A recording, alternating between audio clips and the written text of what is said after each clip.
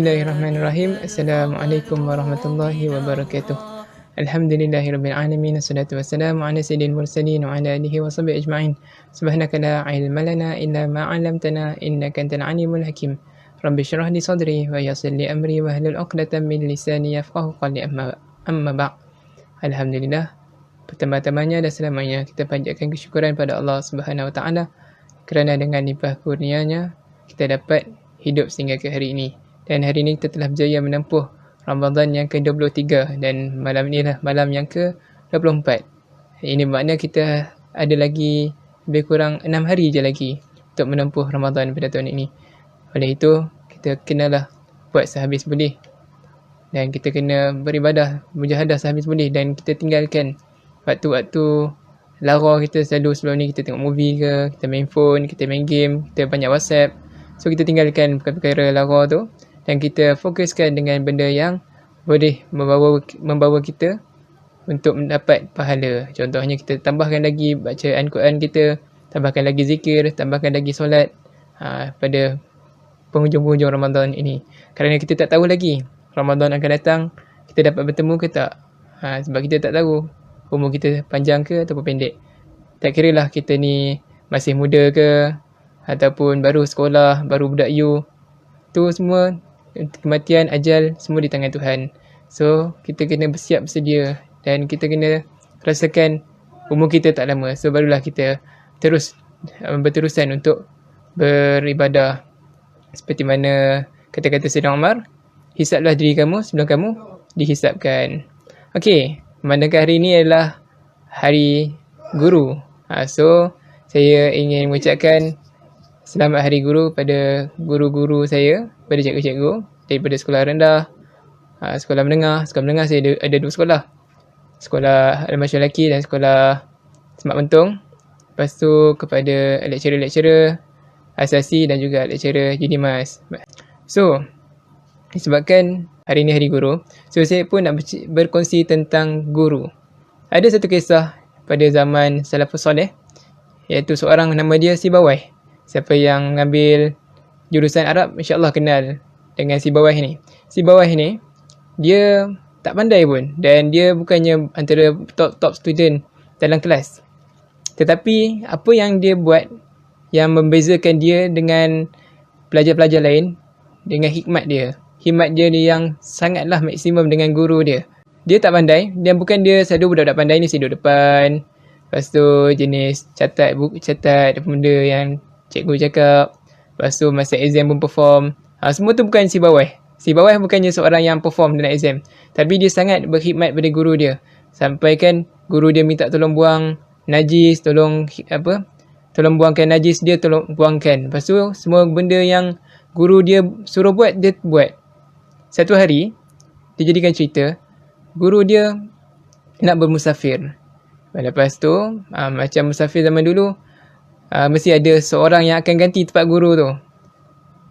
Lepas tu guru dia mencari-cari, siapakah yang boleh mengganti tempat guru dia mengajar. Yang menarik dia, guru dia tak pilih pun orang-orang yang top student. Apa yang guru dia pilih? Guru dia pilih Sibawayh. Semua orang macam pelik. Aku top student kot. Aku result perform straight A, 4 flat. Apa lagi? Top 10 sekolah.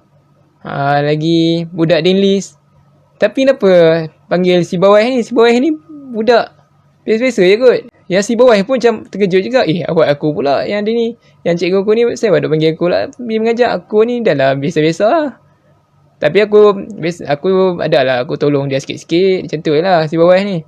So, disebabkan dia taat dengan guru dia, dan guru dia pun dah suruh Sibawayh untuk mengajar, Sibawayh pun pergilah gantikan tempat guru dia. Dan ketika Sibawayh membuka kitab tu, dan dia umpama Allah memberikan futuh pada dia. Futuh ni maksud dia buka. Allah membukakan dia punya macam stuck, blockage dalam, contoh macam longkang tersumbat kan. So kita cabut buat keluar benda yang menghalang daripada longkang tu tersumbat tu. So dari situ Allah bagikan futuh pada Sibawayh, dan Sibawayh boleh mensyarah ilmu tu lebih baik daripada guru dia sebelum tu. Bayangkan, dia bukannya top student, dia bukan budak pandai. Tapi disebabkan dia khidmat kepada guru dia, dan Allah berikan dia futuh pada ilmu, dan dia boleh mensyarah ilmu tu lebih baik daripada guru dia tadi tu. Masya Allah. Sebab itulah kita ni, bukannya kita pentingkan berapa banyak masa kita dah luangkan dengan ilmu, bukannya kita banyak mana kita dah pergi belajar tuition ke apa ke, tapi tengok quality time kita dengan guru. Adakah guru kita redha dengan ilmu yang dia berikan?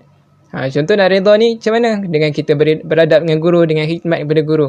Sebab kata-kata guru saya, Ustaz Syauqi bin Ismail, kata-kata dia, man khaddama qaddama, yang maksud sesiapa yang berkhidmat maka Allah akan memajukan dia, akan kedepankan dia. Sebab itulah kita ni banyakkan berkhidmat dengan guru, yang mana tapi sekarang ni PKP kan, tak boleh lah nak khidmat dengan guru. Mungkin lepas habis PKP boleh balik sekolah, boleh balik U. So kita khidmat dengan guru kita tolong guru, kita selalu bertanya khabar dengan guru, kita beradab dengan guru, dengan benda-benda yang kita rasa remeh ni lah yang akan memberikan ilmu kita tu diberkati, dan berkatnya ilmu tu dia akan berkekalan. Sebab itulah kita tak pelik dengan orang yang belajar sikit tapi boleh masuk banyak, daripada orang yang belajar banyak-banyak tapi tak masuk-masuk pun. Sebab apa dia boleh belajar sikit boleh masuk banyak? Sebab guru dia redha dengan dia, dengan itulah menyebabkan dia mudah untuk dapat ilmu. So saya nak cerita tentang pengalaman saya dulu-dulu, mana masa sekolah dulu ada seorang guru ni dia cikgu BM. Takut dia tengok live ni nanti. Dia cikgu BM dekat sekolah. Masa sekolah tu, masa darjah 5, saya tak adalah rapat sangat dengan cikgu tu. And then saya pernah kena demerit dengan cikgu tu suka demerit orang.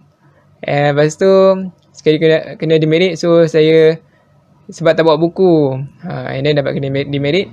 Tapi masa darjah 6, cikgu tu jadi guru kelas saya. Tapi masa tu darjah 6 tu saya dah rapat lah dengan cikgu tu, sehingga kan semua ada 4 orang yang perform untuk BM. Sebab saya rapat dengan guru lah. Saya rapat dengan guru tu, sebab itulah Allah memudahkan. Masa darjah 5 tak pandai mana pun.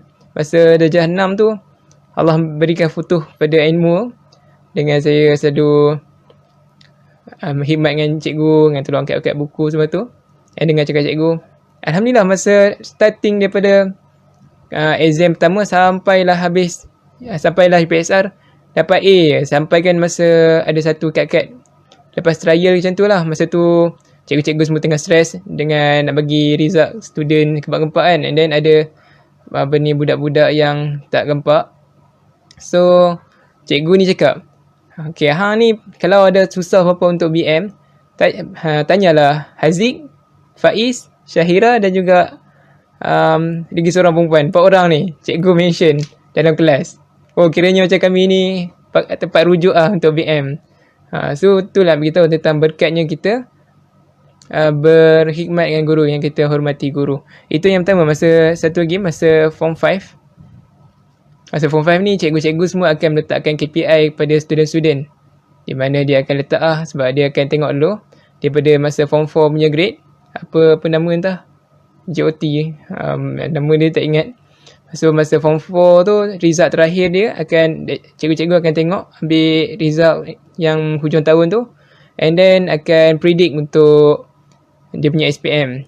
So saya masa form 4, hujung form 4 tu sakit masa final exam, and then dapatlah tak fail, dapat D untuk Arab, and then untuk fizik dapat C macam tu lah sebab tak perform.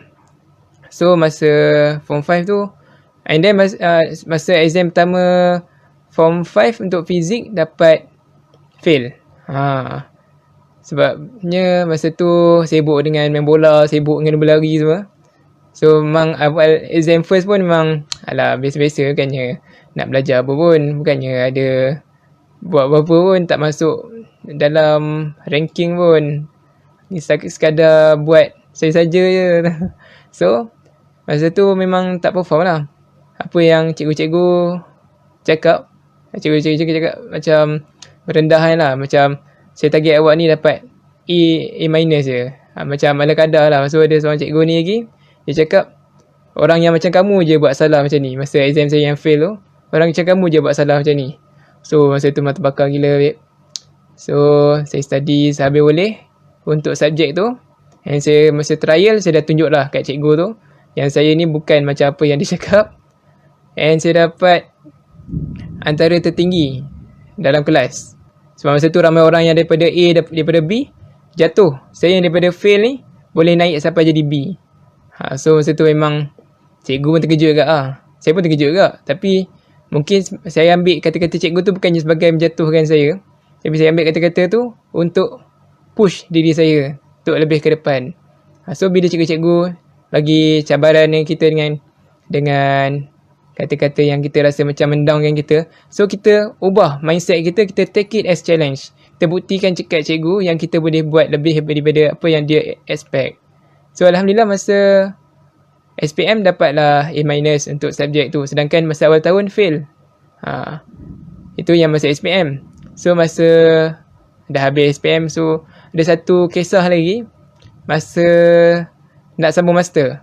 Masa nak sambung master ni, jumpalah dengan seorang cikgu masa Darjah 6 dulu. Lepas tu cikgu tu ingat lagi masa walaupun dah hampir 10 tahun tak jumpa. So dia ingat, tapi dia ingat rupa je lah, dia tak ingat nama. Lepas tu dia tanya, sekarang tengah buat apa? Lepas tu cakap ni kan, sekarang ni tengah nak sambung master. Lepas tu dia tanyalah nak buat sambung untuk bidang apa. Lepas tu beritahulah untuk bidang learning science, kajian pasal e-learning. Lepas tu dia cakap sekarang ni e-learning, memanglah orang duk guna e-learning kan. Tapi untuk kat Malaysia ni, dia punya bahagian untuk internet pun, lepas tu dia, cikgu tu relate kan lah dengan kat sekolah dulu. Sekarang ni dekat sekolah Betul Lancang tu, blok A yang ada internet, blok B tak ada internet pun. So sekarang ni yang tu yang duduk kat dalam pulau, duduk dekat bandar, itu pun internet masih ada problem. Ini kan pula yang akan duduk kat belah-belah hulu-hulu tu, yang mana orang asli duduk dalam pedalaman. So lagilah diorang tak ada internet access. So cikgu tu cakap macam ni, kalau hang buat kajian untuk hang just dapat master and dapat PhD, lepas tu hang jadi lecturer, lebih baik untuk sambung belajar. Hang sekarang ni pergi minta kerja jadi cikgu. Jadi kerja cikgu macam sekarang. Lepas tu dia cakap kalau hang nak buat kajian yang boleh memberi faedah kepada masyarakat. So masa tu memang terbakar. Memang macam wow, baru rasa macam dia punya vibe untuk buat master tu baru datang. So masa tu Alhamdulillah lecturer pun, saya punya SV tukar daripada buat e-learning tu, buat predict untuk budak SPM, predict untuk budak form 4 yang akan ambil SPM nanti. So itulah saya macam mana boleh timbul semangat untuk buat master ni. And then itulah pengalaman-pengalaman yang saya dapat, and kata-kata guru tu lah yang memberi semangat untuk saya untuk terus belajar dan berjuang dalam medan ilmu ni. Sebab belajar ni bukannya benda yang fardu kifayah, tapi belajar adalah fardu ain. Lebih-lebih lagi untuk ilmu agama. Untuk ilmu-ilmu yang lain seperti fizik, kimia, semua tu barulah fardu kifayah. Tapi Allah sangatlah pentingkan tentang ilmu, sehingga kan wahyu pertama kita ialah tentang ilmu. Iqra' bismi rabbikal ladzi khalaq. Kenapa Allah tak beritahu tentang perang ke, tentang peluasan kuasa ke? Tapi Allah tentang ilmu dulu. Sebab dengan ilmu tu lah kita boleh tawan satu dunia. Sebab itulah kita ni sekarang ni bukan tengok siapa yang hebat di pedang, di tangan. Tapi kita tengok siapa yang hebat di otak. Siapa yang hebat di otak tu lah yang paling hebat dalam dunia ni.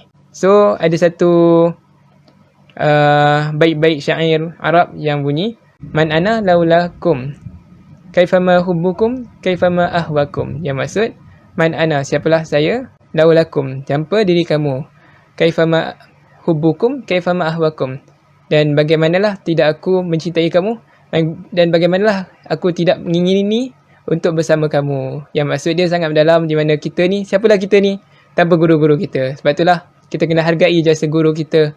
Walaupun cikgu tu kita rasa kejam, cikgu tu kita selalu kena marah, selalu hukum kita, selalu rotan kita dulu. Tapi sebabkan rotan, sebabkan hukuman, sebabkan denda itulah yang akan menjadikan kita manusia yang bagus seperti sekarang ni. Okey, itu saja perkongsian saya pada malam ini. Semoga perkongsian saya bermanfaat kepada kalian yang sudi menonton, dan semoga kita dapatlah ibrah daripada perkongsian saya pada malam ini. Itu saja. Wabillahi taufiq wal hidayah. Assalamualaikum warahmatullahi wabarakatuh. Kita tangguh dengan kafaratul majlis. Surah Subhanakallahumma wa bihamdika asyhadu an la ilaha illa anta astaghfiruka wa atubu ilaik. Wal 'asr innal insana lafi khusr illa alladhina amanu wa 'amilus solihati wa tawassaw bil haqqi wa tawassaw bis sabr. Walhamdulillahirabbil alamin. Kita jumpa esok pula. Assalamualaikum. Bye bye. Ya hana Nabi Muhammad, dzalikal fadlu min Allah.